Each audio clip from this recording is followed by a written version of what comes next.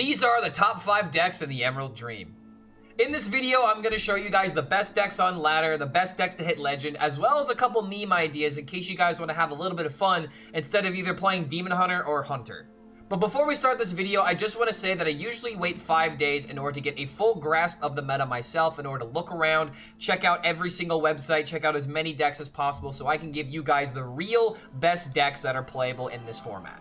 So let's go ahead and talk about the top archetypes right now, and it's not necessarily going to be just 5 decks that are the top 5 decks in the game. We're pretty much looking at 5 different classes that have a different amount of decks that are all viable. So if you want to know exactly what deck falls under what category, make sure that you go into the description in order to see exactly what I am listing as top 5, because Hunter has essentially 3 different decks that I believe are all on top of the meta, because Hunter is just that powerful right now. And starting off with the easiest way to play Hunter, you can play Zerg, Egg, a Giant Hunter. This Hunter deck is just kind of everything that's a problem in the game currently, in my opinion, all in one deck, where you have the Zerg cards working absolutely perfect with the locations, that are working perfect with the Giants, that are working perfect with the Stalker, and working perfect with the Eggs. So you also have Amphibian Spirit as like one of the new cards that really puts Hunter into a great position within the meta. And if you want to just absolutely smork people without really thinking that much about it, this is probably going to be the best way of doing it. But if you just want to focus on the Death Rattle synergies within Hunter, then you can play this version of Hunter that was first created by No Hands Gamer, where you are using cards like Terrible Chef, Workhorse, and even RC Rampage in order to just make as many threats onto the board as possible. The great advantage of Hunter right now is the fact that AoEs are not really that common. There's not a lot of silence. It's really hard to remove a gigantic board, especially if it's like by turn 3 or turn 4. The only decks that can really deal with this are like Shaman with like a Lightning Storm, and even with Lightning Storm, RC Rampage can easily play around it, and if you have a bunch of Death Rattles, then sometimes the AoE is just simply not going to be good enough. So in my opinion, Hunter is definitely the best class to play at the moment, and it is probably going to get some sort of balance change, so if you're going to craft this deck, just be aware of that.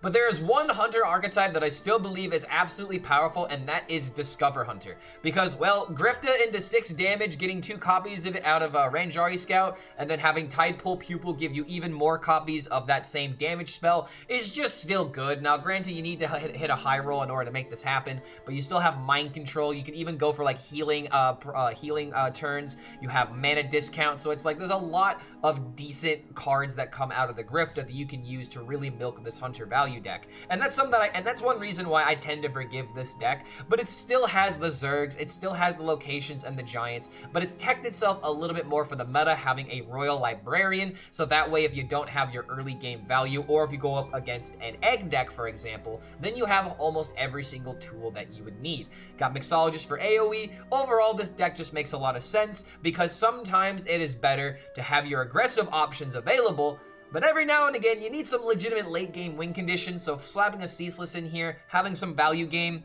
I can usually get with this. And the next best deck that we're going to talk about is Murmur Shaman, and I find it very surprising that this archetype hasn't exactly found its way into the Diamond through Legend ranks, but this deck has completely exploded at top Legend. However, there are 2 different lists that I'm going to be showing you. This is the original Patient Zero almost, and then the next deck I'm going to show you is my version of the deck that I believe is actually the perfect 30. It's only 1 card different from my Murmur Shaman video that I posted a couple days ago, so feel free to check that out if you really want a detailed explanation on how this deck works. But in short, if you high roll Parrot Sanctuary and you have this on the field by like turn 5 or something like that, if you have coin or it is turn 6, you can very early play your Murmur and then play Parrot Sanctuary into Shutterblock, hit the location again into Ysera, give yourself 9 mana, and then you just have a field day with all of these 1 mana legendaries, because then you can like Shutterblock into Malorn.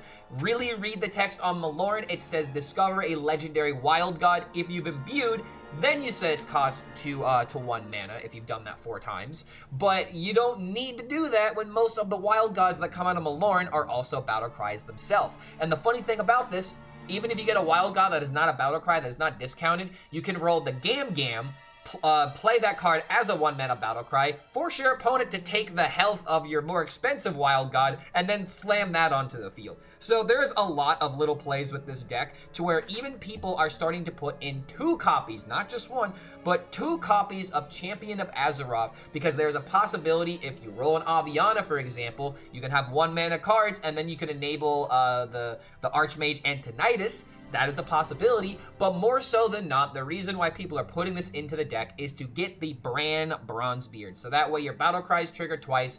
I personally think this is a bit overkill. I think the deck is plenty powerful without needing a Bran high roll in the deck, and you're just kind of throwing in more stuff that doesn't help you survive because there's not a Molten Magma in this deck, for example. But Champions of Azeroth into high roll Bran into do Murmur combos sounds absolutely disgusting. But if you want to play a better version of the deck that I believe is the best version of the deck, I am currently climbing at top 200 where I have peaked at 157 with this version of the deck. I've almost had 100 games with this archetype now, and the only card that I really want to talk about is Wish Upon a Star, because I've already made a video talking about this, but in the video I had 1 Frosty Decor instead of Wish Upon a Star, and now I am absolutely sold on this card being in the deck, because if you can make this into a minion because of Hagatha, if you draw it from the deck, make it a 1-mana battlecry minion thanks to Murmur, you can triple the stats of the minions that you get from the Nebula, which is just going to win the game if you do this as early as turn 6. Location Warlock can't get through the taunts.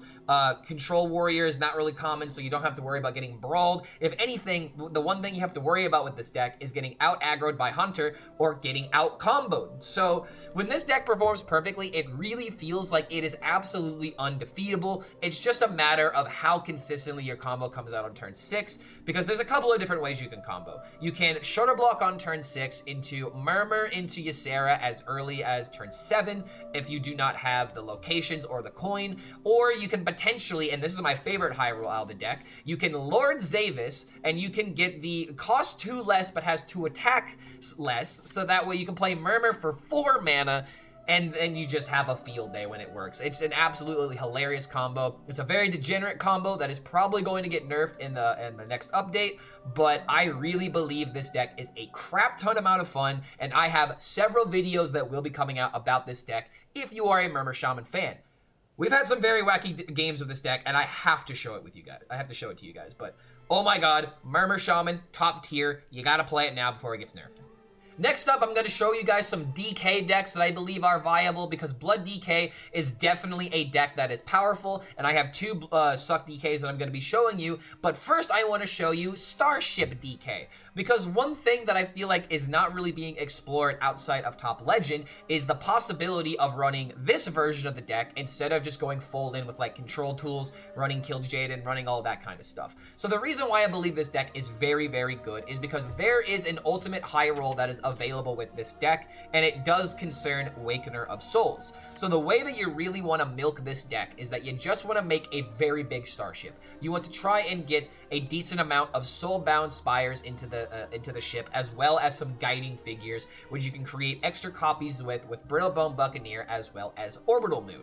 So as soon as you have like a gigantic starship that hopefully will have taunt because you also put an Arcanite Defense Crystal into it, you launch the ship, it has taunt, it has all these death rattles, and hopefully if you play a spell right after you do that, you summon a board full of 10 mana minions. So that way you are trying to maximize the chance of high rolling the Awakener of Souls. So that way, if Awakener of Souls dies, it has a very good chance of bringing back the starship when it dies. And then, you know, when the starship dies, it's going to summon more 10/10s. You can get more Awakener of Souls. This is a very tricky deck to play because board space can become very cluttered very quickly, so I believe there's actually a lot of skill expression with a deck like this, outside of, you know, just let me remove board, let me suck face, let me remove board, let me suck face. There's actually some minion combat and some very powerful swing turns that are available with a deck like this. So if you've been sick of Succ Control DK, and if your Kil'jaedens have just been sitting in your hand doing absolutely nothing,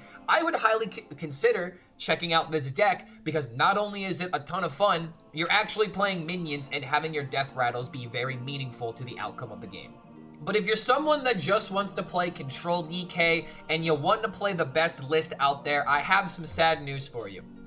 Kil'jaeden is not a good card, and this should not be in the deck if you really want to play the deck effectively. At least not in this current metagame. There was an argument in order to have Kil'jaeden in your deck when there was a lot of Armored Demon Hunter, a lot of Succ DK, a lot of Control Mirrors, so that way you can outvalue them. I completely understand running this as a tech card, because that's what Kil'jaeden is, by the way. He is a tech card, not a win condition. It's very important to understand that distinct, that difference.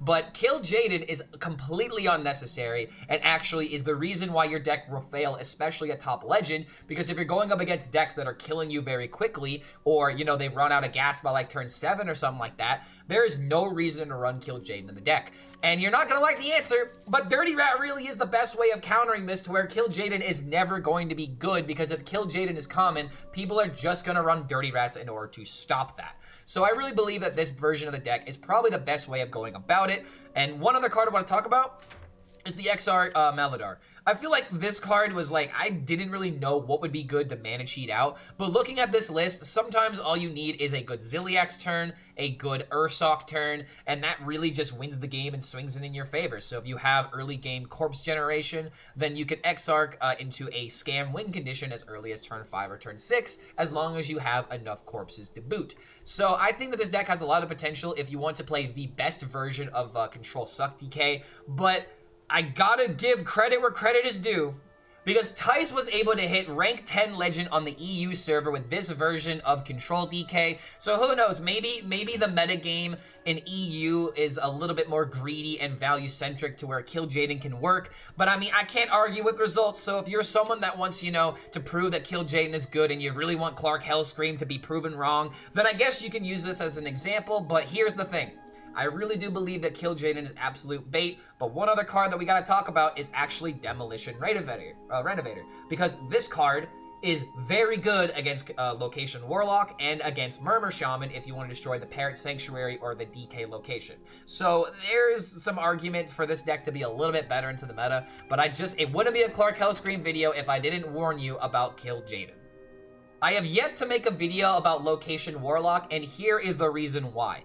The deck list keeps changing. There's a lot of changes that are happening to where originally I was running a travel agent in the deck in order to try and high roll, you know, a Nidus Worm out of this, an Odorless Cavern out of this card if I didn't have it in my mulligan, and this card just proved to be a little bit too much, not that consistent, kind of unnecessary to put into the deck, because now people are actually putting in Corpse Sickles, because we have come to the understanding that Location Warlock is the most tempo-based deck that is available out right now, to where this deck has even more tempo game plans than Hunter, in my opinion, because Hunter is able to just build up a gigantic board by like turn 3, turn 4, and win games by turn 6, but the thing about Warlock, and why I believe it is the most tempo-centric deck, is due to the fact that it always is having turns that it can do. It obviously has Summoner Dark Marrow high rolls with the location to get extra copies of them, and you technically have like another Dark Marrow if you think about it with Scrapbooking Student, that you can easily utilize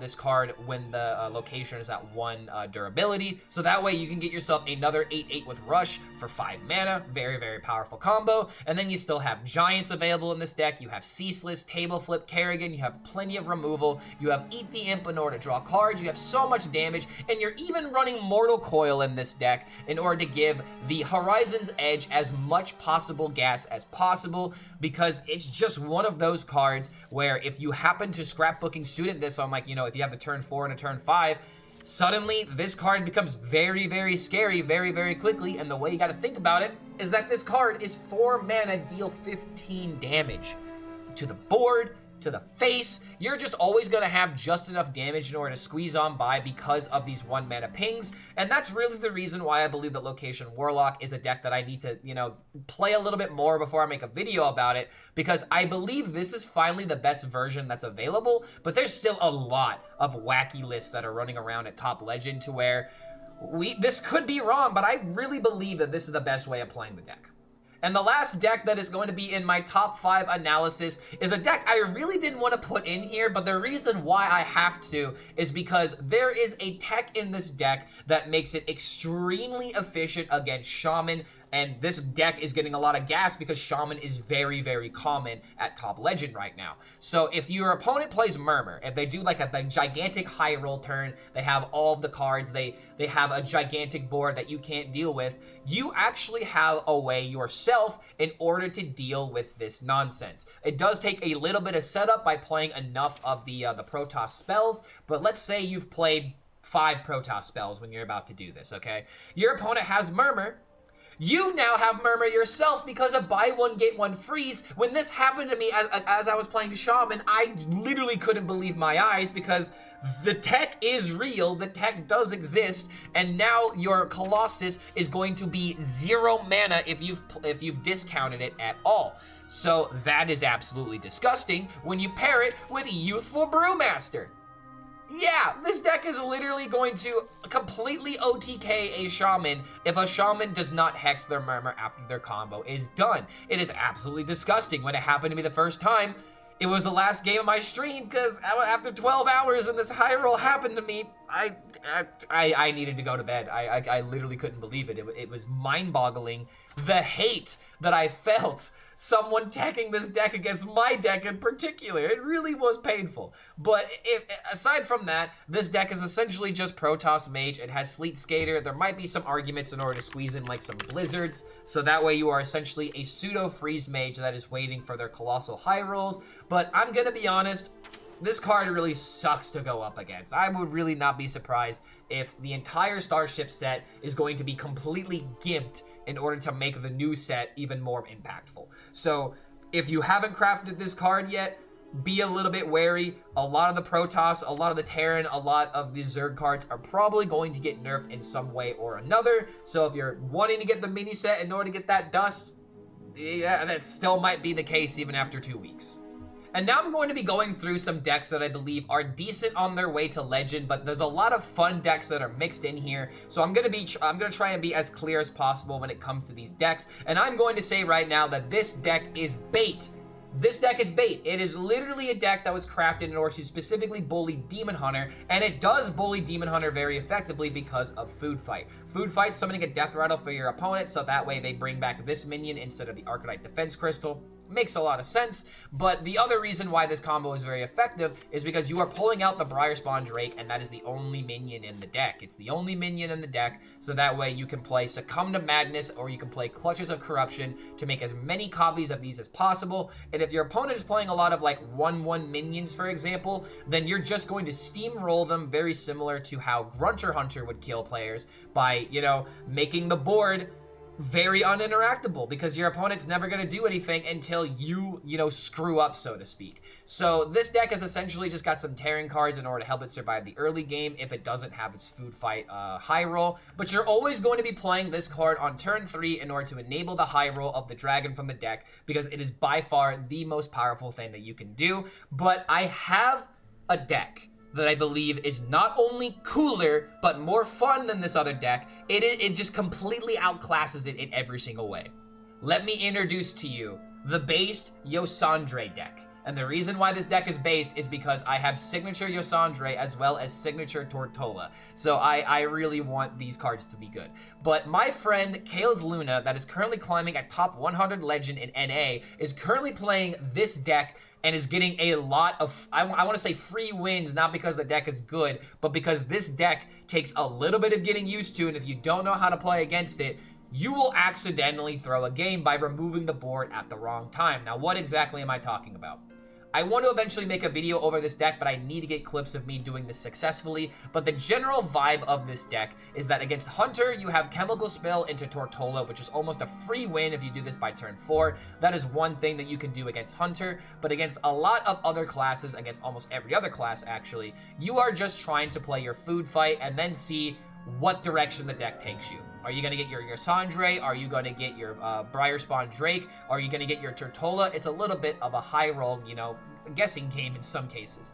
But depending on the game, you can play Clutches of Corruption in order to get Ysondre value, to get Briar Spawn value. You can succumb to madness at the right time in order to bring the right dragon back. And then you are supporting this deck with the Starship package, which makes a lot of impact because you also run Jimbo as a way of removing the board, giving yourself some armor, and just generally doing something that isn't just waiting for your big combo to arrive. So you have Concessive Shells for removal, Slam for removal, Jettison as a way of discovering spells, because what if you want to roll like a hydration station, for example? What if you need a food fight in a clutch moment? I think this card is more so in here just to give this deck some extra gas, so that way it can go in a little bit of a different direction depending on what matchup that you queue into. Again, I need a lot more games with this deck in order to really see the potential of it, but this is a very spicy list. It takes a little bit of finesse in order to master, and I think a lot of people in the comments have been begging me for a Ysondre Dragon Warrior, so here you go. This is going to be the version that you want to play. I think it's probably the best way of playing this archetype currently, and Ysondre's cool. I really want this card to be good. Next up, we have Terran Shaman. I really don't want to spend that much time talking about this deck because it's essentially exactly the same thing. It almost doesn't look any different from how it looked in the previous expansion. Terran Shaman, it's running Kil'jaeden. It's probably completely unnecessary. But yeah, this deck's really good. If you don't want to run Kil'jaeden, put in another Hex. Next up, we have Aggro Priest, because I needed to at least put in one Priest deck into this video, and Priest is, well, kind of struggling right now, because this seems to be the only way to have success with the class is by playing some sort of Protoss aggro version of the deck, where you run Brain Masseuses, Catch of the Day, and Overzealous Healers in order to take over the board very early, so that way you can make cards like Pet Parrot work. Shadow Ascendant is absolutely the GOAT turn 2 that will absolutely steamroll games if you allow it. If you don't have removal against it, this card is just really hard to deal with. And then you have cards like Silver Moon Brochure that people are literally starting to put into the deck, so that way they can silence minions. So Priest seems to be, you know, the only class that can maybe deal with like Hunter if you have this card ready to go at the right time. But you've also got Hot Clothes, Mixologist, Trusty Fishing Rod in order to just always have something to do early on in the game.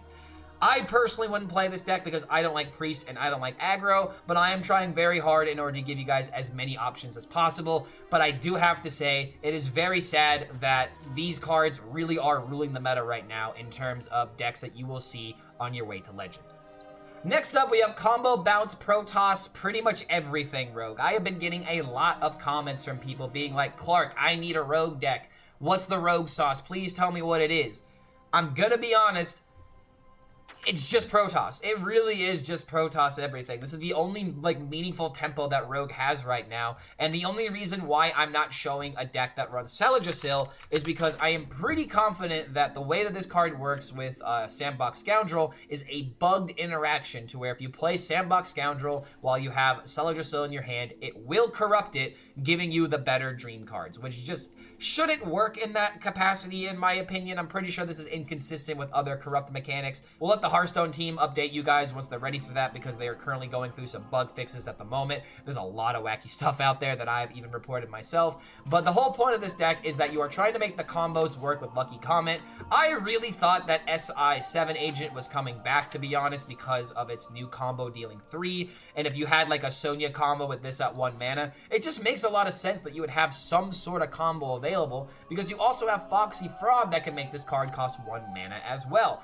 So I really do believe there is some potential in the future after we get, you know, the armor decks dealt with where you can go for SI7 combo potential. But the real power of this deck is going to be the chrono boosts, getting your Eridar Skulkers on the field as early as possible. Foxy Fraud into Eridar Skulker seems like a very good combo by itself. The one thing that I find very weird about this archetype though is that it is not running the 2-drop card that gets abilities for when you bounce it from hand. And the reason why this card is not in the deck is because, unfortunately, when this happens, you are most likely to get AoE'd unless you have like a really high roll turn that is possible. It doesn't really do that well into like Hunter boards, for example, unless you do this extremely early. I really do believe that this card is very good, but sadly, all the stats that I am seeing when it comes to checking out the meta is this card isn't good, Protoss is good. If anything, I would even recommend going as far as to run a full Protoss version of the deck,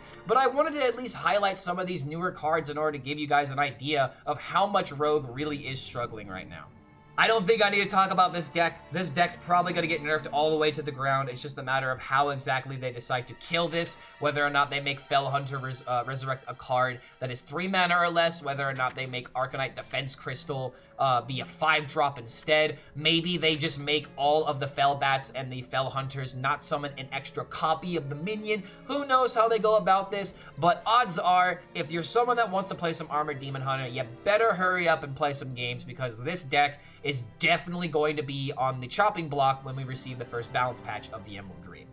Oh yeah, I forgot. Dungar Druid's a deck again. If you want to play this deck, here's a deck code. I'm not talking about this. It's Dungar. It's Artanis. It's everything I don't like in the game right now, all jam-packed into one Druid deck. Just ramp, player Artanis, player Dungar. GG. And now we're going to focus on the fun decks of the Emerald Dream, as well as the best ways of playing these decks, because unfortunately the Imbue mechanic is kind of struggling right now, but I want to argue that Rayla Imbue Mage might be the best way of currently playing this deck, because you don't want to go too late into the late game, right?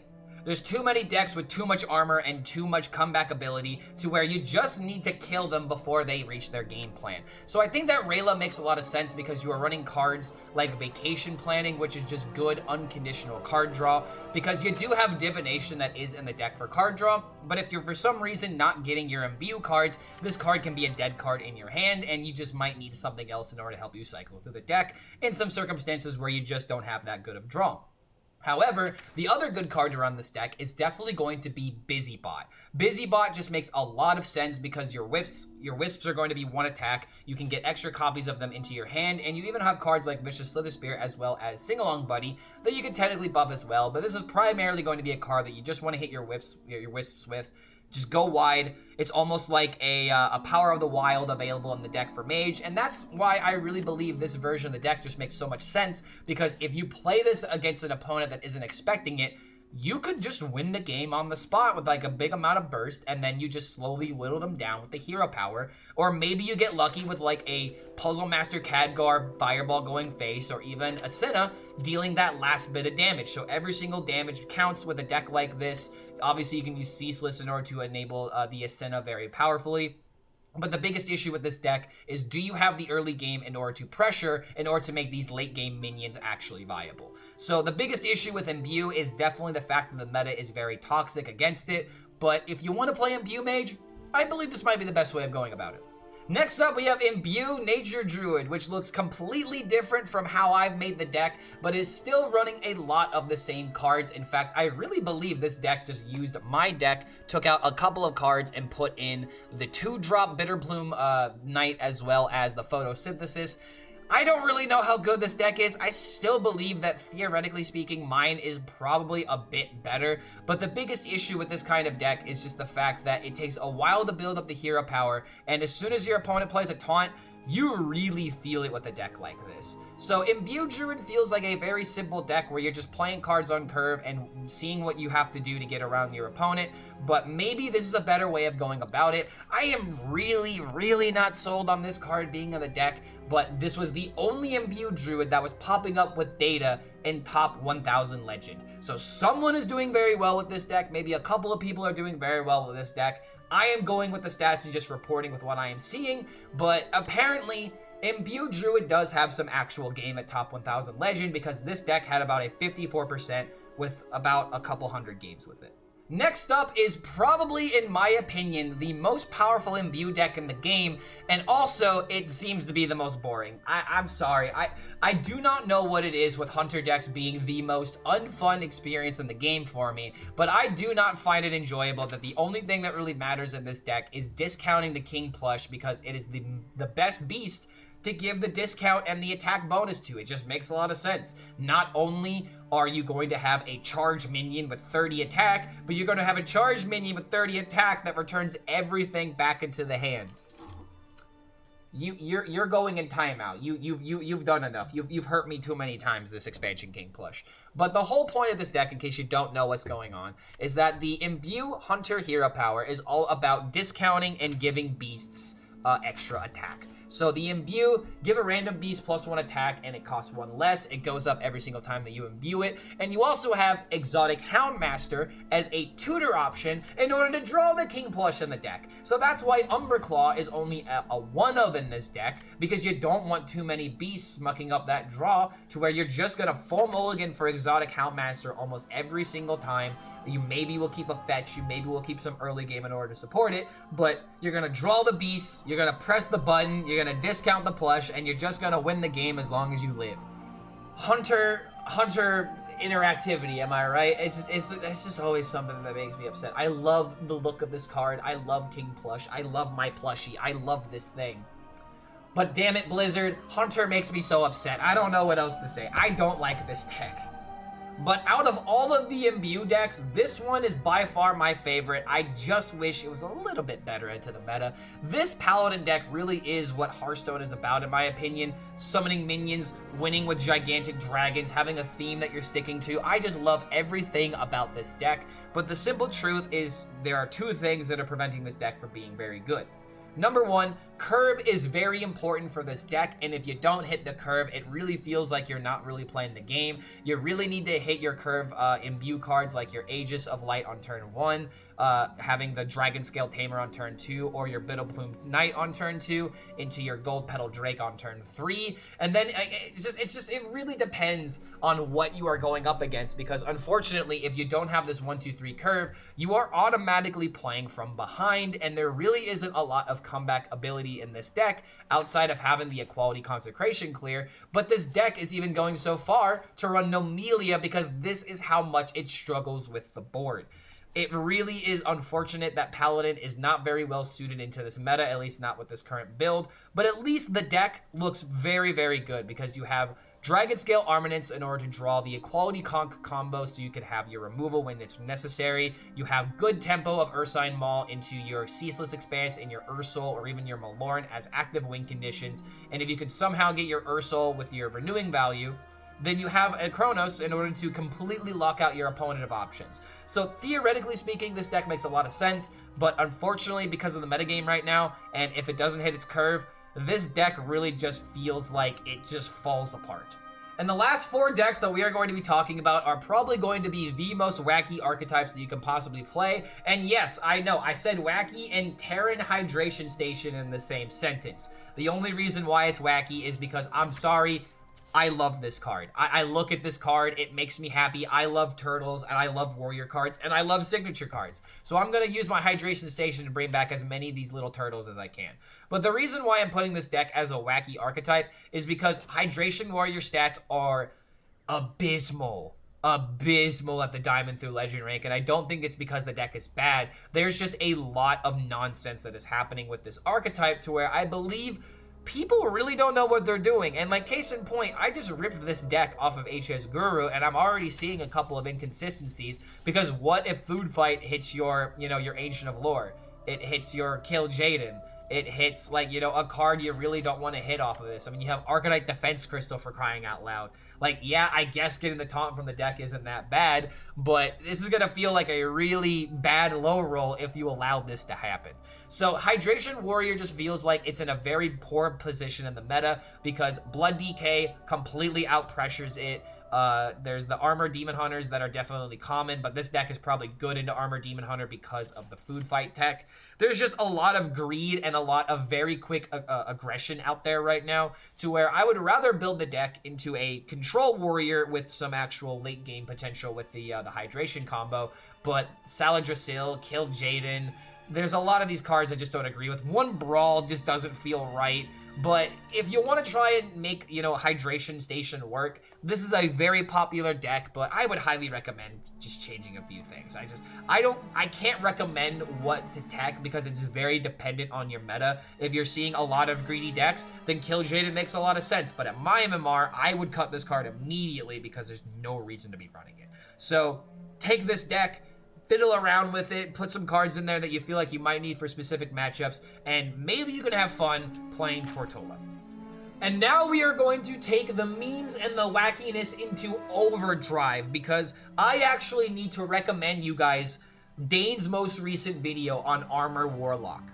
I am going to be literally watching that YouTube video live on my stream later today in order to get myself warmed up before I start playing a bunch of ladder. Because this deck right here apparently is breaking the game, where somehow he milled a Kil'jaeden portal. There you go. Check out the video. It's in the link in the description below, dude. I can't play this deck in my MMR because Dane was barely able to do this at a 10k legend, let alone top 200. So I will try this deck most likely into the next season, but you can check out the video. I mean, this is a promotion for Dane. Check out Dane's video. Just if you don't know what's going on with this deck, I can't tell you, because it's about Amalgam. It's about Escape Pod, it's about Brittlebone Buccaneer, but more importantly, it's about Arc Druid of Thorns. I don't know how to play this deck. Check out the Dane video, because this deck can gain 11k armor. Here's a screenshot if you don't believe me. You should try this deck if you like memes. Do not count out the Emerald Dream yet in terms of its wackiness. It is just now being discovered.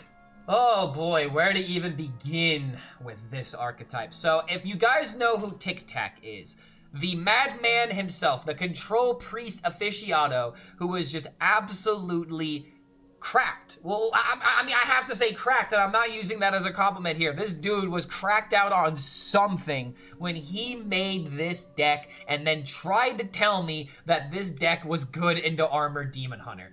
And you know what? He might have a point, because Puppet Theater is very good against Armored Demon Hunter in order to kind of steal their game plan and do it better than them. But there really is an idea with this deck in mind.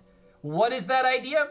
You are trying to get value from your Twilight Medium, where you are essentially running a deck that has a ton of greed that you might be able to set up in a very legitimate way, because you know what's going to be on top of your deck. And the reason why this happens is because this deck is very dependent on Overplanner on turn 3 if you have the right mulligan.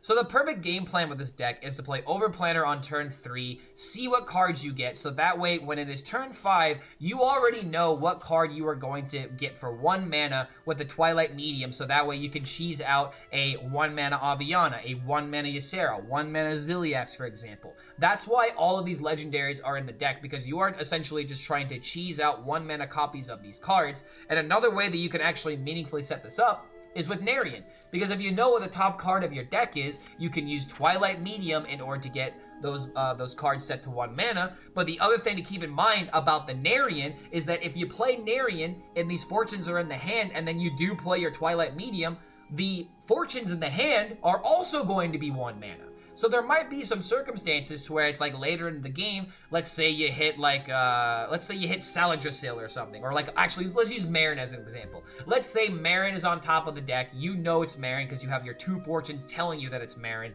Then you can play your Twilight Medium into triple Marin, and now the game is just now getting really, really spicy. But this deck is omega inconsistent, it is not good into the ladder, it is very hard to play, and I don't even think the person who made this deck is able to get above a 50% win rate with it. So let that be your warning. If you're going to craft anything in this deck, it is literally Wallet Priest, and I would not recommend playing this if you are trying to grind. But if you want to like have like a Tavern Brawl experience against like a friend, if you want to just grind this on ladder and really try to perfect the deck, then go ahead and try it out. But I have to give you a warning that this deck, it is bait. It is 100% bait. Wallet Priest is not a meta breaker. And the last deck that I want to put on this list is the Octosari Demon Hunter. I mostly just wanted to say thank you guys for enjoying the Octosari Demon Hunter video, because it's by far been my most popular video of the Emerald Dream, and it really is, you know, inspiring me to try and make more fun content with the game, because this is by far the best way that you can play Octosari. This deck isn't bait, it's the best deck in Hearthstone. It beats Armored Demon Hunter, it beats Zerg Hunter, it beats every single deck if you just believe hard enough. Octosari Demon Hunter, best meta meta breaker within Hearthstone. Would highly recommend it. The exact same deck that I am still recommending from my previous video, because I really don't think this deck is getting any better. I will make an argument though. Someone, I think, floated the idea of Big Game Hunter in order to kill the Octosari. And the reason why it makes sense is that it's got tradable, so that way you don't have to worry about the Spirit Peddler discounting the Big Game Hunter.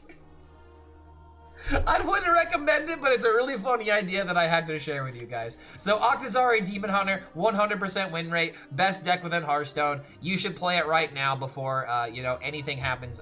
They're probably not gonna nerf return policy. But yeah, Octosari Demon Hunter, most base deck in Hearthstone. Prove me wrong.